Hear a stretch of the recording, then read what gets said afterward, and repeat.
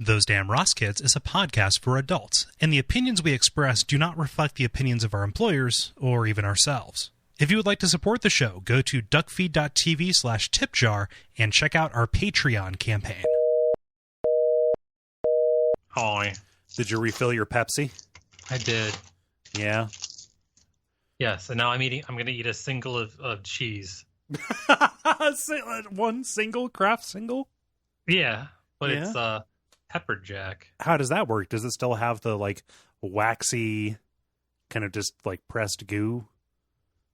No, does it have the waxy pressed goo texture of a Kraft American cheese single? Yeah. Well, when you describe it that way while I'm chewing it, it doesn't want to go down.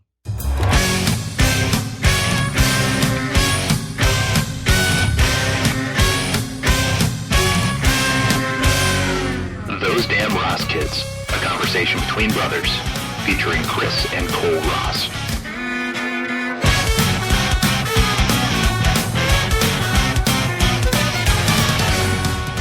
No, Pepper Jack is the pro move. If Pepper Jack is available, that is the default. Obviously. Why would anybody want anything else? I don't know. It is a little bit tricky, though, because you go to the store and you think, man, I love Pepper Jack, and you're looking at the shredded cheese. You're going to get that one bag of Kraft Pepper Jack that it has, like, Philadelphia cream cheese mixed into it, and it's like, no, thank you. No, I just want shredded Pepper Jack. God damn it. That's all I want. Yeah. Don't adulterate my product, okay? Don't do it. You're my what? My product. The product that I want. It's okay, it's my product. No. You ever do that? You ever just go grab a piece of a cheese like that? Yeah, especially if I know that I have cheese that's about to go bad and I don't have a lot of sandwich opportunities in front of me. Yeah. You know? Yeah, that's what they speak about at funerals, Cole. They talk about how he always took advantage of sandwich opportunities. That's in the obit. Mm-hmm. Yeah. That is legacy shit right there, man. Yes, it is. No. It's, I buy shredded cheese, like, or not shredded. I buy sliced cheese, like. For, I got you flustered, huh? A little bit. Sorry, you mentioned obituaries, and I got a little teary eyed. No, you end up you buy the sliced cheese, and I've never finished a package of sliced cheese. You know, even when you do add in the I'm just going to eat a piece of cheese, which is a pro move. Oh, really? Especially I especially never at 3 a.m. Really? Yeah, never. You're always running out. Okay. Always running out. Yeah.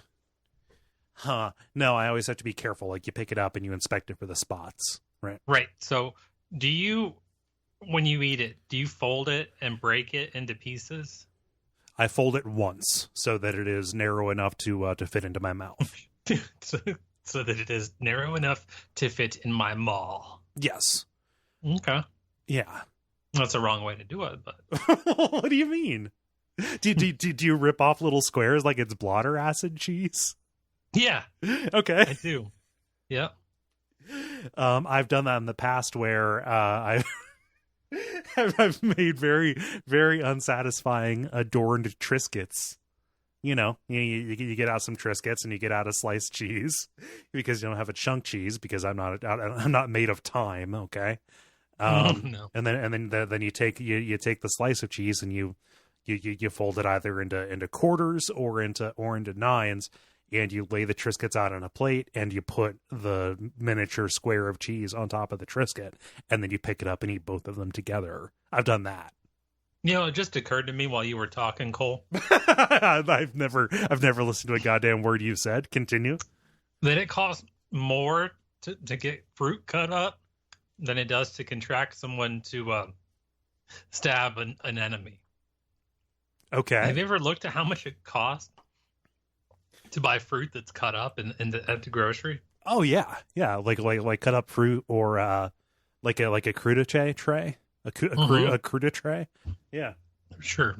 Yeah, no, like cut up fruit, and they try and get you, right? Because like they will have these small containers. It is like, hey, here's a little party box of like grape and melon or whatever. It's always melon, and it's like, oh, it's $4, and you think, hey, that's reasonable. But then you look 5 bins over, and you could basically live like a king for that same $4 or $5.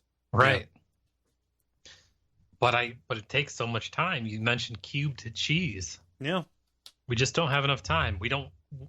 Technology was supposed to make it so that we had plenty of time to cube cheese. No. Like this, they said, hey, we're going to make all these compromises for this amazing technology, and it's going to introduce a life of leisure.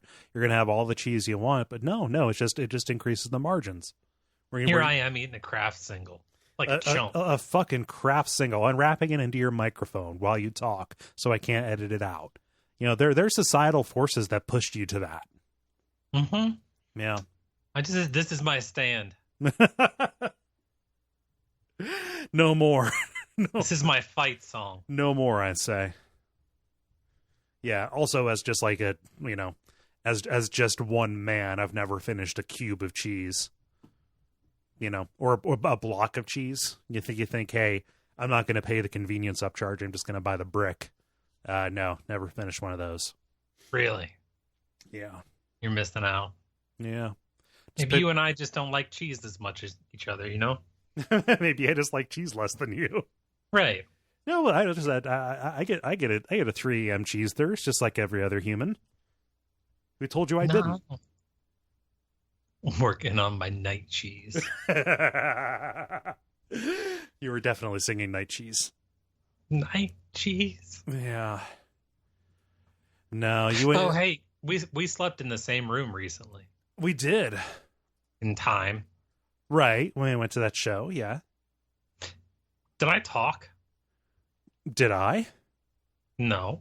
No, I didn't hear you talk. Why did I have to answer you before you'd answer me? I don't know. I just want to know who was holding the cards in this. Did I? No. I just did. I capitulated right away. Yeah. No, you didn't talk. How disarming you are. Yeah. No, I know that I talk. I've woken myself up talking. I've woken myself up trying to scream. You ever have that? Yeah.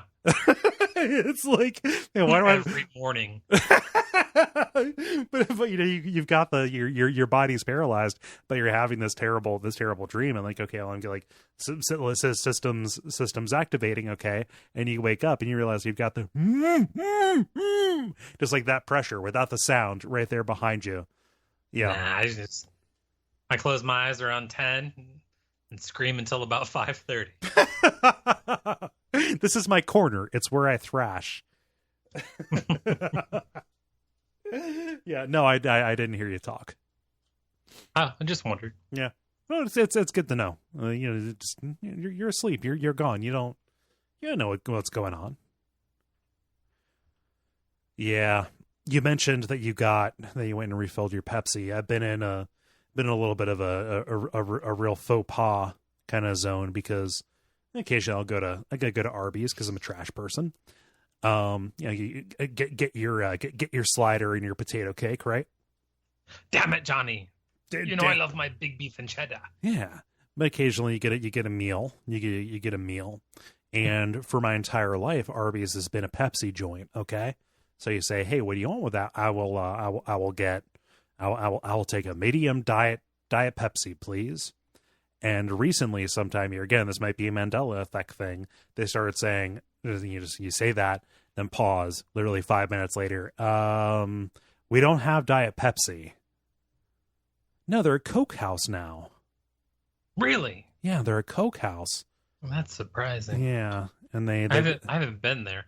I did see the kid eat a gyro from there. Okay. It looked legit. What? Yeah, it looked good. The tomato and the onions and lettuce looked fresh. That's the thing about an Arby's. Like, their vegetables are actually good. It is very strange. There's a lot of variability in the lettuce, which is a problem. Sometimes that's a huge. I talk about that daily. Oh, the variability, the lettuce variability problem. Yeah, the variability of lettuce. Yeah, well, no, what I want is a big kind of like wrinkly leaf, okay?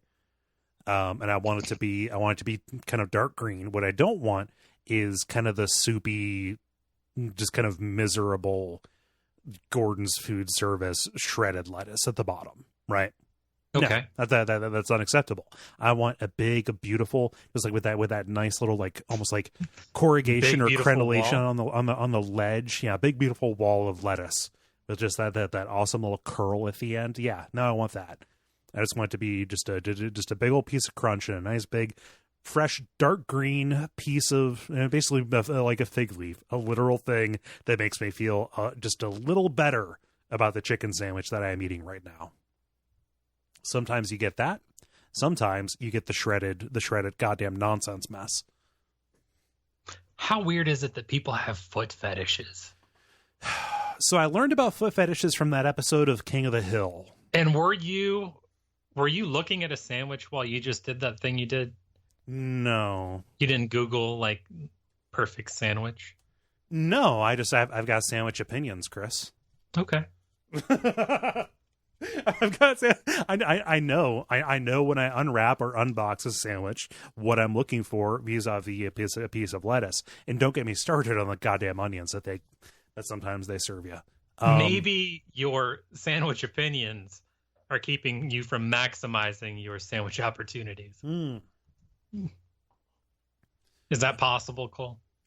I don't know. I feel like I take advantage of sandwich opportunity. I made a good sandwich yesterday. Really? Yeah, I got a nice. I buy bread from the front of the store. I buy bread from the front. I slice it myself. Mm-hmm. Yeah, it was roast beef and a little bit of turkey, some pepper jack on there, just like a little bit of ketchup. Hey, did you get death meat? Death meat? No. Oh, you just have that stuff laying around? What do you mean by death meat? from the deli tray. Oh, from the funeral. No. Did you take? Yeah. No, I didn't take any of that. It had been around for a couple of days, and it had been sitting at room temperature for a long time. Gotcha. I opted not to take it. The cookies were fine. I took some cookies, but everything else it was no, because the cookies were like the last thing we bought for that. No, I went grocery shopping. I woke. I was just thinking like, because I don't ever have stuff like that around, because if I have it around, it's gone. No, like again, just like I get 3 a.m. cheese thirst. I will get 1 a.m. cold cut thirst, and then just stand in my underwear in the kitchen, just eating the turkey out of the container, folding it so that it is nothing but exposed cracked pepper edge. Oh. You do spend money on good stuff. But I've noticed that. Yeah, well, I don't. I like you buy thick bacon. You're more of a quality versus quantity guy. Yeah. As long as you don't like forget that you have it and let it go to waste, it's generally fine. Yeah, no, I like a cracked pepper turkey. It's just the way that I live. But no, I know exactly what you're talking about, where you eat it standing up. Hey, Cole, how would you pronounce the name ADES? So there was a little bit of a Skype gap there. ADENS? Yes. Is that AIDS? I would say Aidens. Aden? Yeah, I would say Aden. ENS sounds like it'd be a French kind of thing. ADES. Oh, ADES. So there is no N. Sorry. Right. Yeah, AIDS. I had AIDS. Okay. Yeah, like as a last name, I had there was a family in our town where we grew up that were the AIDS. All right. So there's this woman. Her name is Jacqueline AIDS. She says, "I felt like I met my soulmate," recalling a single date she had with a man she met on millionaire dating site Luxy. Okay. Unfortunately, the man didn't feel the same way. And since their date last summer, police say that AIDS has sent the uninterested charmer some 65,000 text messages, including up to 500 a day. AIDS said, "To me, it seemed like more." Okay. The text contained violent threats and anti-Semitic sentiments.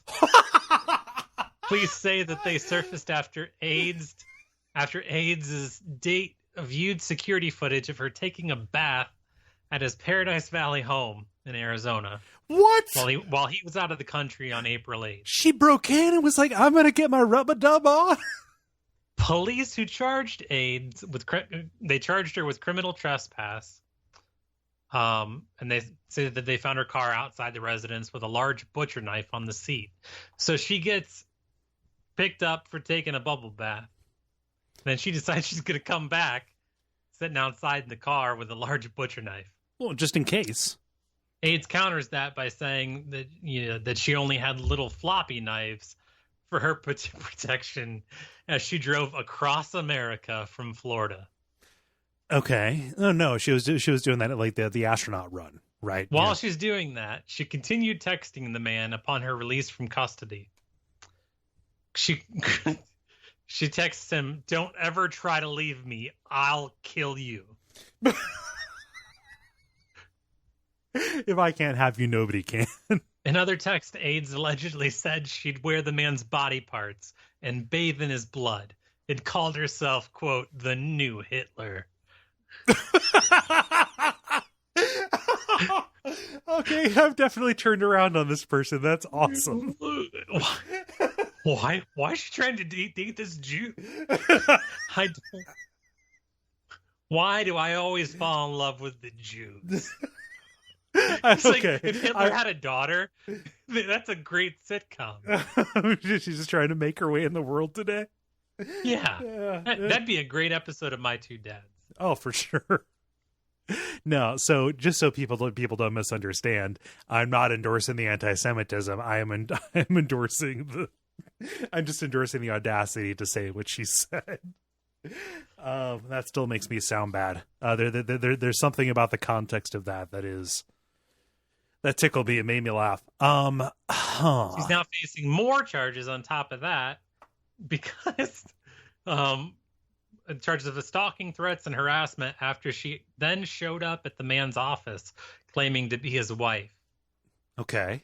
AIDS spoke to reporters from jail where she's being held without bond. And she says that love is, quote, an excessive thing. Oh, yeah, when you're involved. But she said she wasn't a threat to her one-time date. What? Quote, saying, "No, oh my God. No, I love him so much." You completely misunderstood the situation. Okay. You don't get it. No, you just don't get it. You don't understand us. See, I understand where the misunderstanding came from. You don't understand. That's fine. You don't get us. No, just okay. So start at the text. So start at the first text, and then just follow all of them, and then you'll understand the story. How many texts a day? Well, up to 500 a day, but in total, that's nothing. In less than a year is 6,500. Oh, that's nothing. Why has this guy got the same number? Wait. So in one day, 65. Okay, 6,500 overall, but for one day, 65,000. 65,000. Okay. In total. All right. Yeah. Sorry. That changes things. Right. Yeah. It's a bit much. Amortized over that. Clingy. I mean, that's just 178 a day. That's nothing. I have no idea how many I send. That's just, busta. That's chump change, my friend.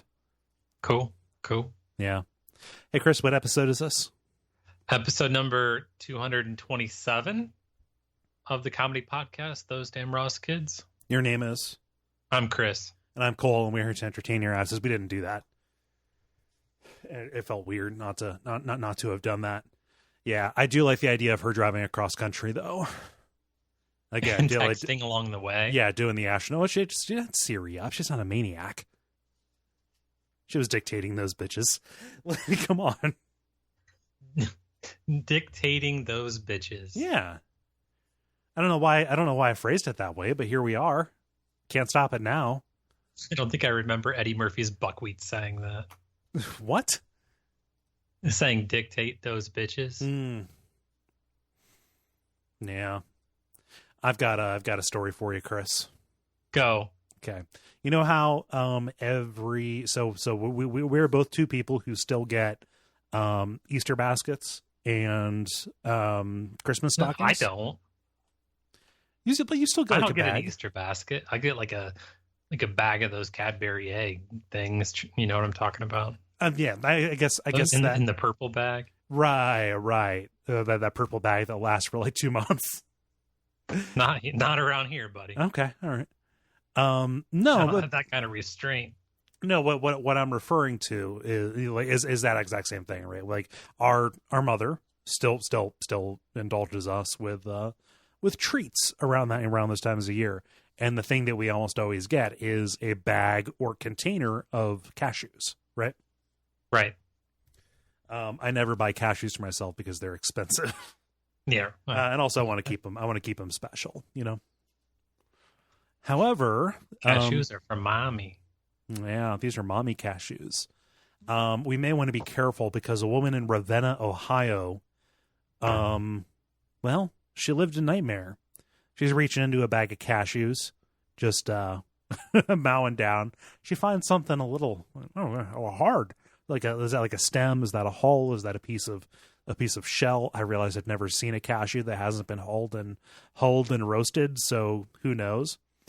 So she spits it out and inspects it. She says, I got very upset. I was crying. I threw up 2 or 3 times because what she found by putting it into her mouth was monkey penis. No, what appears to be a human tooth, particularly like a front bicuspid. Like the bottom front tooth. You can see the gum line. You can see blood. The hospital confirmed that the object was a human tooth and noted a spot of dried blood on it that was just in that bag of cashews. Okay. She was treated for exposure to blood or bodily fluids. She's reached out many times to Kraft Heinz Co. Again, Kraft, they're up in this business.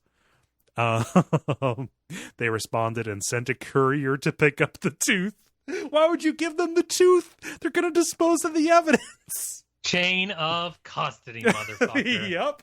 No, you just forfeited your entire case. Tooth? What tooth? You never had a tooth. I watched 3 episodes of Franklin and Bash. I will gladly represent you. Kraft said, told the Associated Press, that what they were sent was indeed a foreign object, but couldn't confirm it was a tooth. Hey, dog, a doctor just said it was a tooth, okay? The company said it was investigating their suppliers. Hey, you know what? What may be a tooth may not be a tooth to me, okay? And Kraft said, oh, we haven't gotten any similar complaints. Oh, plain a tooth? Oh, come on. Are you kidding me? So there are probably at least 31 other people out there who've got little miniature golden tickets waiting for them as they're mowing down on the trail mix. Yum, yum, yum. Oh, ooh, my teeth have a new friend. It's like them, but not. That's a mess. Hi, what's in your mouth? Ooh, just spit that out in your napkin there. It's a bloody tooth from my bag of cashews. Good, great. Fun. It's calcium is what it is. So, Cole, did you know that not all of Anne Frank's diary has been read? I saw a headline about this, but, then I didn't read it. That, scientists discovered hidden pages. Right. So she wrote on these pages, and then she covered them up with craft paper. So I really don't know what this diary looks like, but I don't quite understand how this works. But anyway, they figured out how to put a backlight on it and then used imaging software and yada yada, and so then they were able to read it. The pages contained 4 jokes about sex that Anne herself described as dirty. She wrote at the top of the one page, I'll use this spoiled page to write down dirty jokes. And then she went on to list the jokes. Oh, I need to hear these jokes. They're not letting anybody know what the jokes are. What? Oh, Yeah. come on. They are not. I don't know how they're going to reveal them or whatever. No, But- it better be a goddamn plaque. Like they need to pull a velvet rope, and then just like down comes a curtain, and then like it is just a huge stone, a huge stone with them. Why are they sharing the jokes? But they teased it. They teased it. These She motherfuckers. wrote in these pages about prostitution. She wrote, quote, "All men, if they are normal, go with women. Women like that accost them on the street, and then they go together. In Paris, they have big houses for that. Papa has been there." Cool. Cool. Awesome. So even then, the Nazi plight of World War II, Uh-huh. there was still like stepsister movies. Yeah. Like, oh, Dad, is that you? Why are you working at a brothel? Well, why don't you find out? But I'm really good at it, Dad. Yeah. Fucking sick, man. Yeah, I don't understand that. I get real. I don't. Yeah. It's it definitely, and just especially if you're searching around for a particular person, then all of a sudden it comes back, and then just like the entire front page, like it has to be like a 4chan joke, right? Like just let's make it seem like this is a thing, so we can make sure nobody understands anything again. Right, and these people are assholes because they say anyone who reads the passages that have now been discovered will be unable to suppress a smile. Oh, there's Anyone who reads it. They're so you? funny. You and 3 other people, and not me. Yeah. Well, no, you have to guess what? Can I say not me again? It's a new. They said not you 5 times. Yeah. It seemed really aggressive to me. Sorry. No, I just yeah, that's a thing. They're adding a new wing onto the museum. Guess what? You have to pay $80 a head. You want kids to get in $95 because they shouldn't be seeing this. Yeah. What did you show up and they're like, it's in like like the cube in the middle of the room, and it's like a velvet cloth draped over top of it, and they secret you in and they pull it off, pull off the little cape thing that's covering it. And it's just Anne Frank's version of The Aristocrat. It just keeps going. Going and going. Huh. No. Oh, wow. So I opened an incognito window and I did a search for Anne Frank sex jokes because I have no idea, what to search for other than that. That sounds like a good thing to Google. Yeah, well, hence the incognito window. Like that makes a goddamn lick of difference. I did a Helen Keller anal. Won't see it coming. No, so I did a search. And going. What? I said, or going. Well, yeah. See me coming or going. Right. It? Yeah, I get you it. Got that? Yeah, I get it. And like the first result is like an op-ed from the Guardian saying like, publishing Anne Frank's dirty jokes demeans the human who wrote them. Dog, the operative word in that is human. If you live, God, if what you white bitch is that? Yeah, I don't understand. Like that's like the good part of Anne Frank's diary is like, oh, this is just like a regular ass person, Is the PTA not keeping you busy? Won't somebody think of the children? No, like it's a fascinating story because this person is human and they're going to like funny, dirty jokes. She's a goddamn teenager learning about sex. Like it's a thing. It's fine. And she was over time. It doesn't matter if they're like inappropriate or whatever, or, don't rise to our sensibilities now. Like share this. It creates a more full portrait of this tragic figure, God. Yeah. What? Tragic. Terrible. Just put out the jokes for everybody. Okay. Just let it go. I'm disgusted. So mad. I don't think I've ever been madder. I think you were going to talk, right? Was I? Yeah. Huh. How about we do this? Because again, this is timely. As of right now, there are still Toys R Us's that are open. But who knows? By the time this episode comes out, might not be the case. people should know that over in London, they're doing something that maybe we want to spread around. West London police tweeted out a picture from the Hounslow location, where the sign at the front of a Toys R Us has been vandalized to say "Raves are us."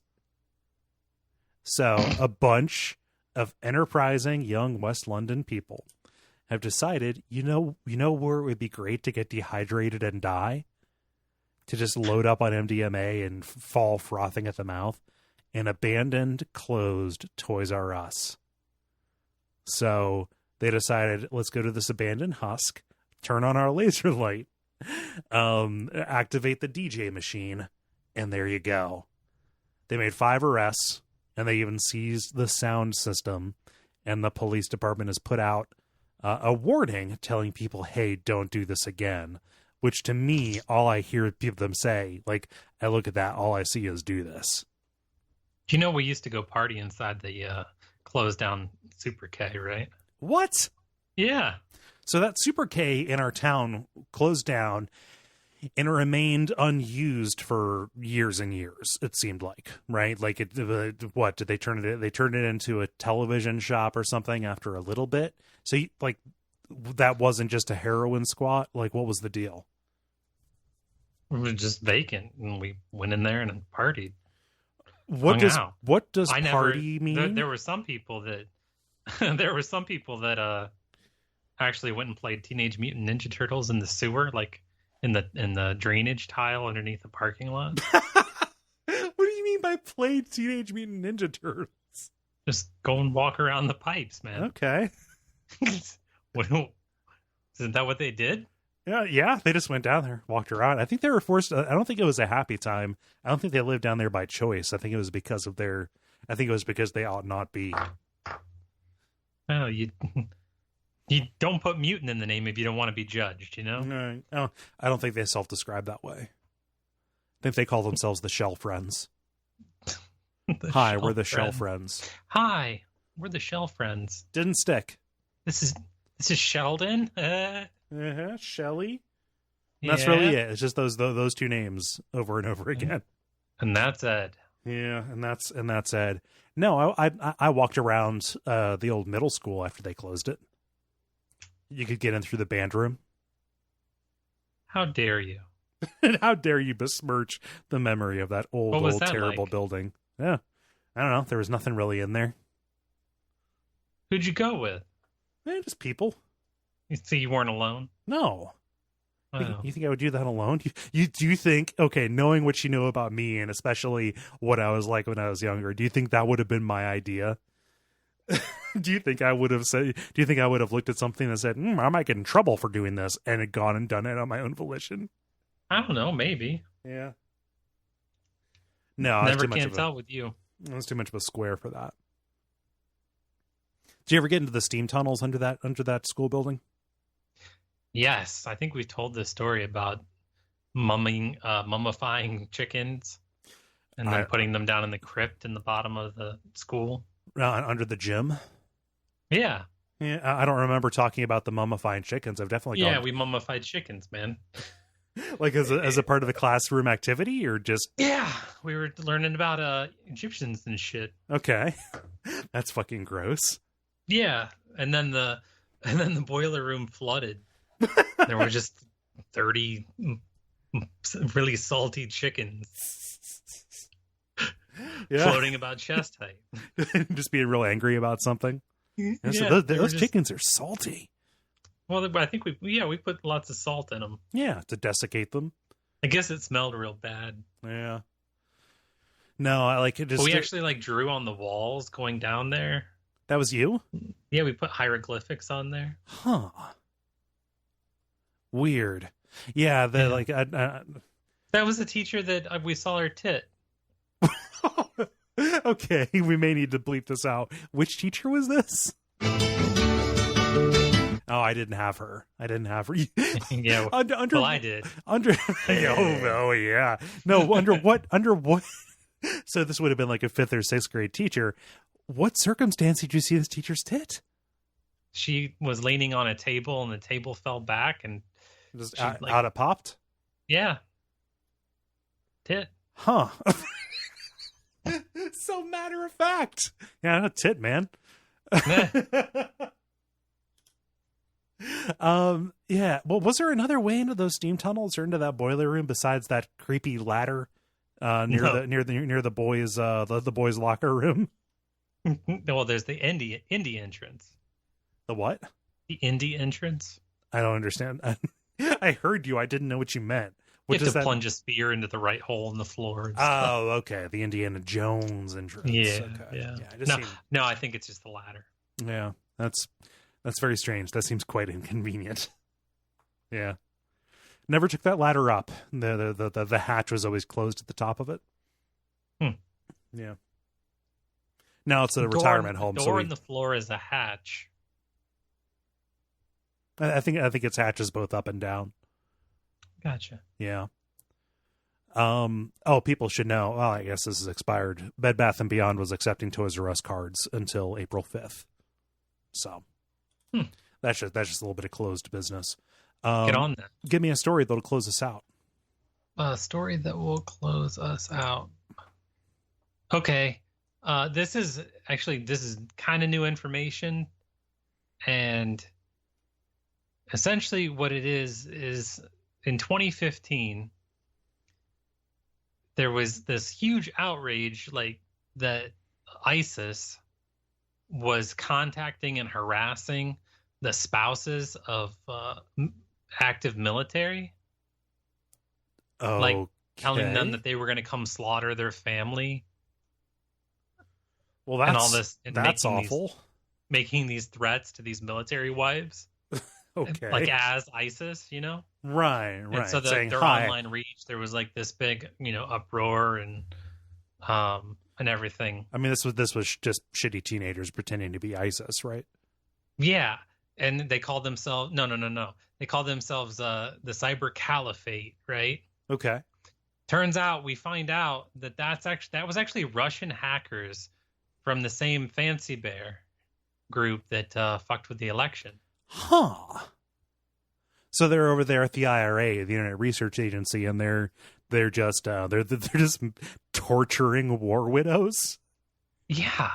No, but they're not. That's not the point. Like, that was my initial thought, was like that they were trolling these women just for giggles. But no, they were manipulating. Those stories hit the news, there becomes that outrage. Right. And then there's the elevated fear to try to instigate some sort of action. Oh, just doing what they always do, which is trying to like add to instability in the West, right?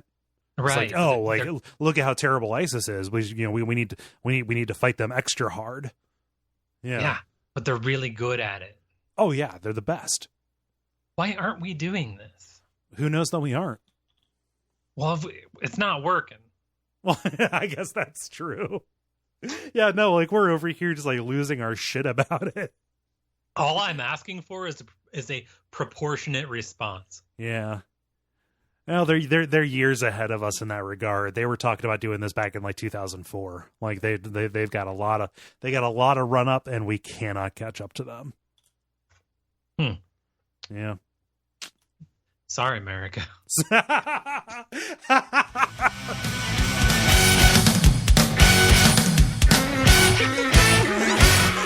This has been Those Damn Ross Kids.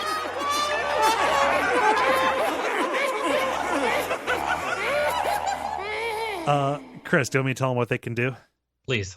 Oh, they know the usual stuff. Patreon, Apple Podcast, rating reviews, Facebook.com/Those Damn Ross Kids. Tell them something they can do, Chris. What can they do? I'm out of ideas.